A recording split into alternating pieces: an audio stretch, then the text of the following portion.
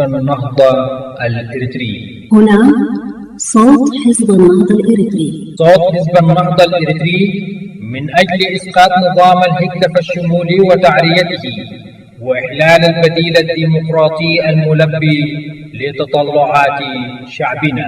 هنا صوت حزب النهضة الإريتري. كما يعبر عن معاناة المستضعفين من أبناء شعبنا الإريتري. مستمعينا الأعزاء في كل مكان، أعضاء ومؤيدي حزب النهضة الإريتري أينما كنتم، السلام عليكم ورحمة الله وبركاته.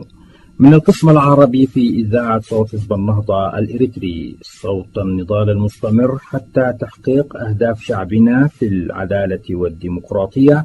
نهيب بكل مواطن إريتري حر في داخل إريتريا أو خارجها أن يكون قلعة حصينة في التصدي والصمود، وصوتا مدويا بالحق في وجه عصابات النظام الدكتاتوري الإريتري الذي يعبث بمستقبل شعبنا وأرضنا.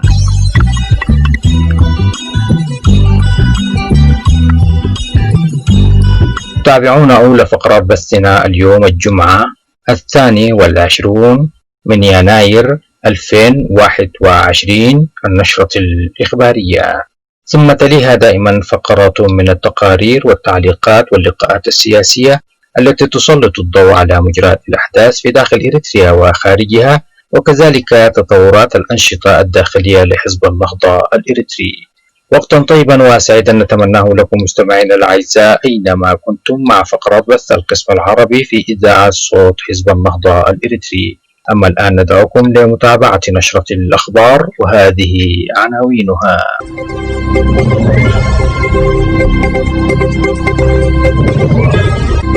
فيليبو غراندي وحديث حول وضع اللاجئين الإريتريين في منطقة تيغراي الإثيوبية. بدأ نائب رئيس مجلس السيادة في السودان محمد حمدان دبلو حميدتي زيارة إلى العاصمة الإريترية أسمرة لبحث أوضاع المنطقة. الإعلامي الإريتري شفاء العفري: الجيش الإريتري كان أكثر فعالية في المعركة ضد التيغراي. كانت هذه عناوين النشرة، وتتابعون تفاصيلها عقب هذا الفاصل القصير من صوت حزب النهضة الإريتري. أهلا بكم مرة أخرى مستمعينا الكرام في صوت حزب النهضة الإريتري، وإليكم نشرة الأخبار. قال فيليبو غراندي: ما زلت أشعر بقلق بالغ أزاء الوضع الإنساني في منطقة تيغراي في إثيوبيا وتأثيره على المدنيين، ولا سيما اللاجئين الإريتريين الذين تستضيفهم المنطقة. لقد شهدنا مؤخرا بعض التطورات الإيجابية، حيث عملنا مع الحكومة للوصول إلى السكان الأكثر عرضة للخطر ومساعدتهم، بما في ذلك نقل وتوزيع المواد الغذائية على نحو 25,000 لاجئ إريتري في مخيمي ماي عيني وعد حروش في تيغراي في الأسبوع الماضي. نفذت المفوضية الأممية لشؤون اللاجئين وشركاؤها مهمة عمل سريعة لتقييم الوضع في المخيمين مع الوكالة الإثيوبية لشؤون اللاجئين والعائدين، وتمكنوا من استئناف عودة إمدادات المياه والخدمات الصحية المحدودة. نأمل أن نتمكن قريبا من استعادة أنشطة الحماية الكاملة والأنشطة الإنسانية الأخرى. مع ذلك وعلى الرغم من الطلبات المتكررة، لم تتمكن المفوضية وشركاؤها حتى الآن من الوصول إلى مخيمي شمالبا وحدسات للاجئين منذ بدء عملية إنفاذ القانون والنظام قبل شهرين. وأضاف فيليبو غراندي: أخشى على سلامة ورفاه اللاجئين الإريتريين في تلك المخيمات والذين بقوا دون أي مساعدة لعدة أسابيع. علاوة على ذلك، ومما يثير القلق البالغ، ما زلت أتلقى العديد من التقارير الموثوقة والروايات المباشرة عن استمرار انعدام الأمن وادعاءات بوقوع انتهاكات خطيرة وجسيمة ومثيرة للقلق لحقوق الإنسان، بما في ذلك عمليات القتل والاختطاف المستهدف والإعادة القسرية للاجئين إلى إريتريا. وتتسق التقارير التي تدور حول توقعات عسكرية إضافية على مدار الأيام العشرة الماضية مع صور للأقمار الصناعية مفتوحة المصدر، والتي تظهر حرائق جديدة مشتعلة وغيرها من علامات الدمار الجديدة في المخيمين، وهي مؤشرات ملموسة على الانتهاكات الجسيمة للقانون الدولي. لطالما منحت إثيوبيا ملاذا آمنا للأشخاص الفارين من الصراع والاضطهاد. وقد قدمت الحكومة الاتحادية الإثيوبية تأكيدات بأنه يجري اتخاذ التدابير اللازمة لتخفيف حدة التأثير الذي يخلفه النزاع على المدنيين. ويضيف فيليبو غراندي: لقد عبرت للقيادة الإثيوبية عن الحاجة الملحة لضمان حماية اللاجئين وتفادي العودة القسرية والحفاظ على مخيمات اللاجئين في مأمن من الهجمات والتهديدات الأخرى من الجهات المسلحة، ومما يبعث على نفس القدر من الأسى بالنسبة لفرق المفوضية الأممية لشؤون اللاجئين العاملة على الأرض وعدم قدرتنا على مساعدة الآلاف اللاجئين الإريتريين الذين يواصلون الفرار من المخيمات بحثا عن الأمان والمساعدة. يصل اللاجئون سيرا على الأقدام إلى بلدة شيري في تيغراي ويبدون هزيلين ويتساءلون للحصول على مساعدات غير متوفرة.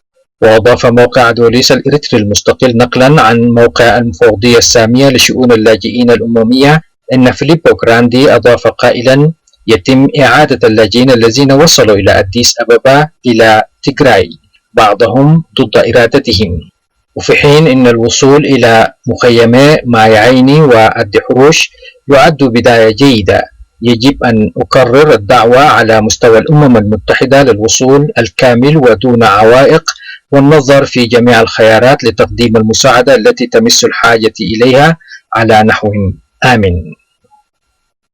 جاء في الخبر الذي أعدته الأستاذة بهرام عبد المنعم لوكالة الأناضول إنه بدأ نائب رئيس مجلس السيادة بالسودان محمد حمدان دقلو حميدتي في 8 يناير 2021 زيارة إلى العاصمة الإريترية أسمرة لبحث أوضاع المنطقة تزامنا مع استمرار التوتر على حدود بلاده مع إثيوبيا.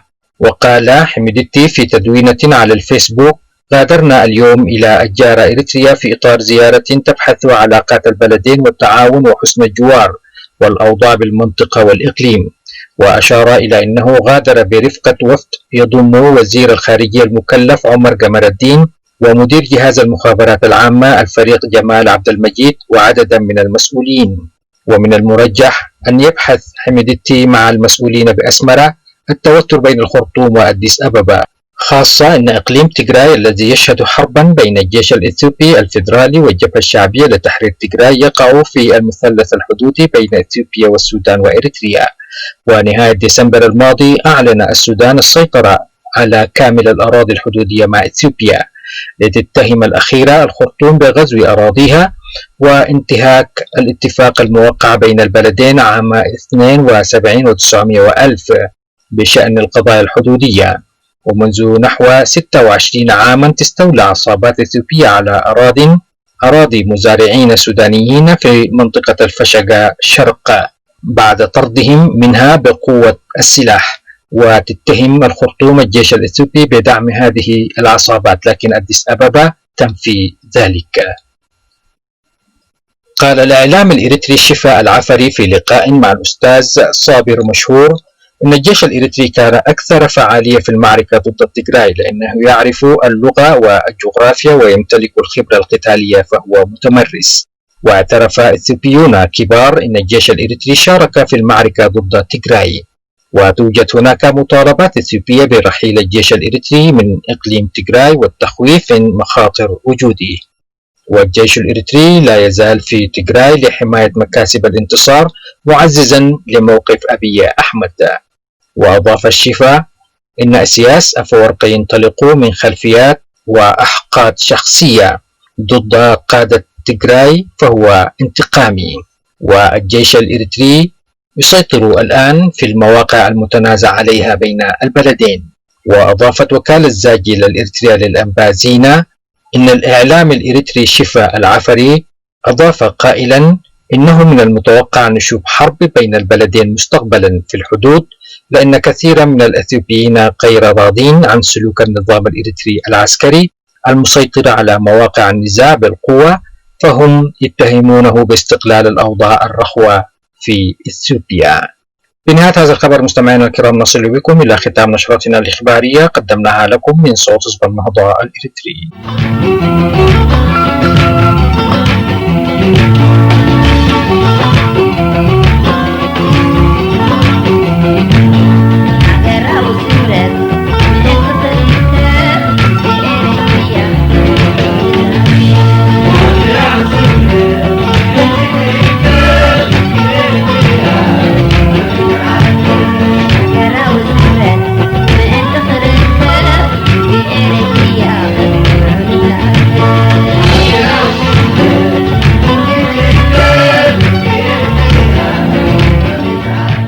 نجدد لكم التحية مستمعينا الأعزاء من القسم العربي في صوت حزب النهضة الإريتري، وفيما يلي تتابعون الجزء الأول من المقال الذي كتب تحت عنوان الصراع في تيغراي، البعد الإريتري في الأزمة، بقلم الصحفي في البي بي سي الأستاذ أنور العنسي، ونشره البي بي سي.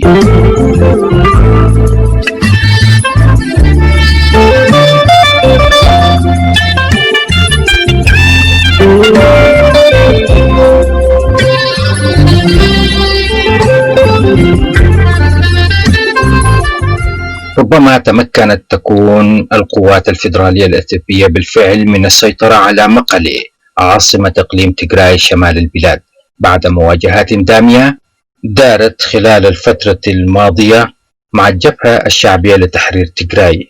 كل التحليلات والأنباء لا تزال مبنية حتى الآن على ما تقوله أديس أبابا وحدها، حيث لا تتوفر في المقابل أي تقارير مستقلة وموثوقة من تيغراي إلا فيما ندر بسبب عزل الإقليم عن العالم. من الأرجح أن يكون الخلل في موازين القوى الذي يميل لصالح القوات الفيدرالية الإثيوبية هو ما أجبر قادة الجبهة على إخلاء المدينة وترك بعض الدبابات وقطع المدفعية والانسحاب نحو الجبال بأسلحتهم الخفيفة والمتوسطة، وهذا أيضا ما يفسر أمورا ثلاثة. أولا، ذلك الانسحاب جعل دخول القوات الفيدرالية يبدو سريعا وسهلا وغير مكلف بشريا أو ماديا، وربما دون مقاومة تذكر. ثانيا، الجبهة قررت أن تستدرج الجيش الفيدرالي إلى سيناريو جديد للصراع، وهو حرب العصابات المربعة الذي تجيد العمل عليه استنادا إلى خبراتها المتراكمة طوال سنوات القتال ضد نظام الرئيس الراحل منجستو هايلي ماريام وخلال جولتين من الحرب مع إريتريا. ثالثا، قناعة الجبهة بأنها لن تكون في مواجهة الجيش الإثيوبي وحده، بل إن الجارة الشمالية إريتريا في نظر قادة الجبهة حليف مؤكد لقوات رئيس الوزراء الإثيوبي أبي أحمد وضالعة في مخطط الهجوم عليها. ولعل هذا كان السبب في إطلاق مقاتلي الجبهة 6 صواريخ على أسمرة العاصمة الإريترية قبل ساعات من إعلان أبي أحمد السيطرة على مقلة. وكان مقاتلو جبهة تحرير تيغراي أطلقوا قبل ذلك صاروخين على الأقل على العاصمة الإريترية أسمرة، ردا على ما قالوا إنه قد نظر من قبل إريتريا عن عمليات التفاف لقوات أبي أحمد على الإقليم بمحاذاة حدوده مع إريتريا، وكذلك لاستقبال أسمرة جرحى من قوات أديس أبابا دون جرحى الإقليم ونازحيه، غير أن أسمرة وأديس أبابا تنفيان ذلك وتقولان إنه لا يوجد دليل لدعم هذا الادعاء، وأن الادعاءات الملفقة لجبهة تحرير تيغراي تهدف إلى تدويل المواجهة. لكن مراقبين عديدين في إثيوبيا والمنطقة يقولون إنهم يرون ظلالا لإريتريا على الصدام المسلح شمال إثيوبيا بين الجبهة الشعبية لتحرير تيغراي وقوات الحكومة الفيدرالية، وأن يدها تلعب حتما دورا في هذا النزاع ولو من وراء الستار. يعود أساس هذا النزاع في تيغراي والتدخل المرجح لإريتريا فيه إلى انهيار تحالف السنوات 17 خلال القرن الماضي بين جبهة تحرير تيغراي والجبهة الشعبية لتحرير إريتريا، اللتين خاضتا حربا ضروسا للإطاحة بنظام الرئيس الراحل منجستو هايلي ماريام عام 91 و900 و1000. لقد كلف ذلك النزاع الإقليم وحده ما يزيد عن 60,000 قتيل وعشرات الآلاف ممن أصيبوا بإعاقات دائمة ومئات الآلاف من المشردين والنازحين. وكان من نتاج ذلك التحالف للإطاحة بنظام منجستو أن دعم زعيم جبهة تحرير تيغراي حينذاك ملا الزيناوي طموح صديقه ورفيق سلاحه وحليفه السياسة أفورقي لمنح إريتريا استقلالها في 3 مايو عام 91 و900 و1000، لكن ذلك الدعم كان مشروطا بعدة اتفاقات مهمة. التزام الطرفين بالتعاون التام بينهما في قضايا الأمن والدفاع المشترك، استخدام إثيوبيا لميناء عصب ومصوع الإريتريين على البحر الأحمر كمنفذين بحريين لتجارتها من وإلى العالم، الإبقاء على العملة الإثيوبية، البر كوحدة نقد مشتركة للبلدين إثيوبيا وإريتريا. غير أن شهر العسل هذا لم يدم طويلا، إذ سرعان ما بدأت إريتريا بالمطالبة بترسيم الحدود بين البلدين، كما شرعت في إعادة إصدار عملتها الوطنية القديمة الخاصة بها النخفة بدلا من العملة الإثيوبية بدعوى دعم استقلالها الاقتصادي. وإلى جانب ذلك دابت الخلافات بين البلدين بشأن رسوم استخدام الموانئ الإريترية من قبل إثيوبيا والتجارة العابرة للحدود. وعلى امتداد الحدود بين البلدين البالغ طولها 1000 كيلومتر انفجر فجأة صراع مدمر خلال جولتين بدأت الأولى في 6 من مايو عام 98 و900 وألف، والثانية في 18 من يونيو 2000. بعد يومين من انفجار الموقف عسكريا آنذاك، كنت مع مجموعة صغيرة من المراسلين الغربيين قد وصلنا إلى قاعدة أندوسلاسي العسكرية في منطقة شيرارو بالقرب من جبهة بادومي الغربية المشتعلة على خطوط التماس مع إريتريا.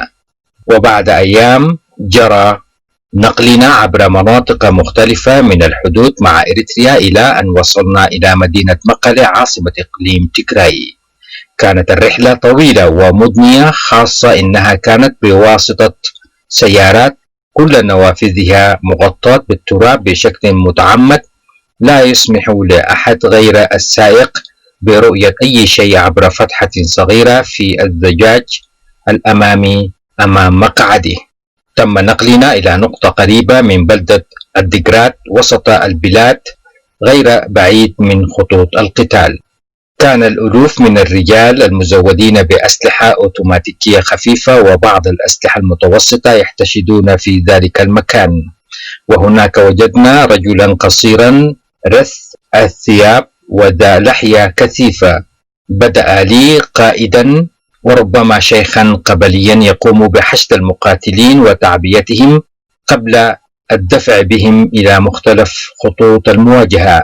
لفت انتباهي إجادته اللغة الإنجليزية وبعض بريق من ذكاء يشع من عينيه. لفت انتباهه الرجل وجودي كعربي وحيد من بين المجموعة الغربية القادمة من قنوات وصحف دولية مختلفة لتغطية الحرب. سألني عن هويتي فقلت له إنني من اليمن، ثم سألني عن خطة عملي للأيام القادمة، فأجبته بأنني سأمضي أسبوعا في الجبهة ثم أعود إلى أديس أبابا لإجراء مقابلة مع رئيس الوزراء ملا الزيناوي. فأضاف سؤالي: هل التقيت الرجل أو عرفته من قبل؟ أجبته بالنفي، فتمنى لي التوفيق في مهمتي.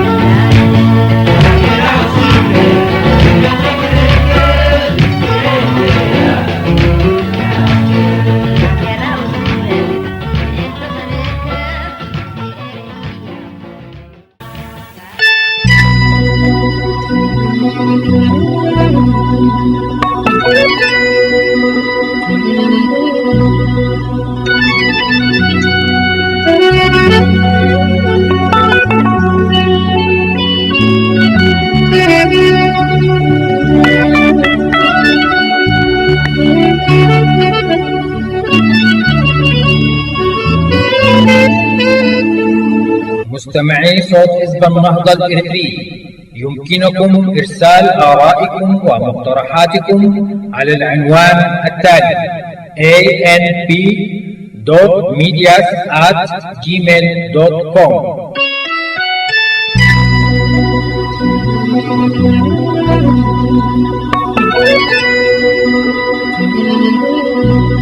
كما يسعدنا مستمعينا الأعزاء أن نرد على كل مقترحاتكم واستفساراتكم بكل اهتمام وتقدير.